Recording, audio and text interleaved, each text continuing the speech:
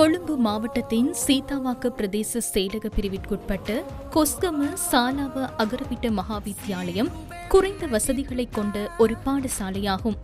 இங்கு சுமார் 150 மாணவர்கள் கல்வி பயின்று வருவதுடன் தரம் 9 வரை வகுப்புகள் நடத்தப்படுகின்றன. பாடசாலையின் நூலகம் முறையான வசதிகளின்றி காணப்பட்ட நிலையில் அதிபர் இந்த தேவைகள் குறித்து கம்மதவிற்கு அறிவித்தார்.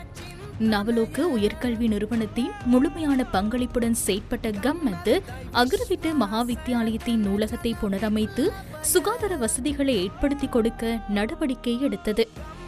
அவை அனைத்தும் இன்று மாணவர்களுக்காக திறந்து வைக்கப்பட்டன.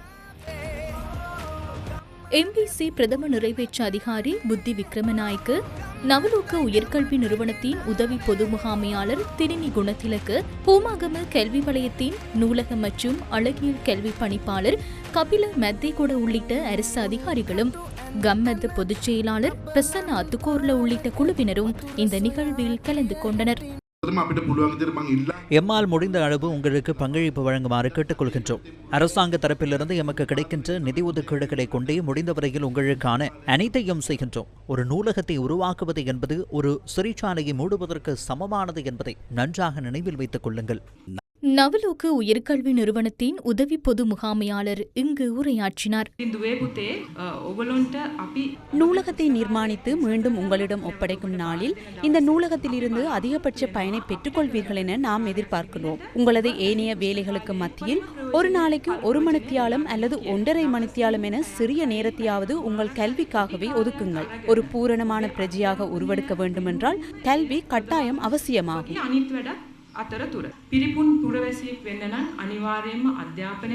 MBC பிரதம நிறைவேற்று அதிகாரி புத்தி விக்ரமநாயக்கவும் இங்கு உரையாற்றினார். நான் உங்களுக்கு ஒரு விசேட செய்தியை கூற வேண்டும். நாம் இங்கு வந்து கட்டிடங்களை அழகுபடுத்திவிட்டு செல்லும் ஒரு வேலையை மாத்திரம் செய்யவில்லை. இன்றிலிருந்து இந்த நூலகம் உங்களிடம் ஒப்படைக்கப்படுகிறது. இது வெறுமனை புத்தகங்களை சேமித்து வைத்துள்ள ஒரு அறை அல்ல. வாசிப்பதன் மூலம் பிள்ளைகளின் பொதுவான கற்றல் அறிவை 20% அதிகரித்துக் கொள்ள முடியும் என யுனெஸ்கோ மற்றும் ஏனைய ஆராய்ச்சி நிறுவனங்கள் கூறுகின்றன. வாசிப்பு மனிதனை பூரணத்துவப்படுத்தும் என்று நாம் அனைவரும் கேள்விப்பட்டிருக்கின்றோம். ஆனால் அன்றாட வாழ்க்கையில் நாம் அது தொடர்பில் சிந்திக்கின்றோமா? இல்லை. வாசியுங்கள். இதற்குள் ஒரு புதையல் இருக்கிறது. ஒரு பெரும் அறிவு சுரங்கம் காணப்படுகிறது. அகரவிட்ட மகாவித்தியாலயத்தின் அதிபர் டி லலித் வலிகல நிகழ்வின் போது கருத்து தெரிவித்தார்.